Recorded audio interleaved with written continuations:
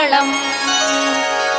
कृष्णातीरनिवासिने गौरी कोमलस्वरूपे कमनीयकरे देवी तुभ्यं देव्यस्तु मङ्गलम्। कृष्णातीरनिवासिने गौरी कोमलस्वरूपे कमनीयकरे देवी तुभ्यं देव्यस्तु मङ्गलम्।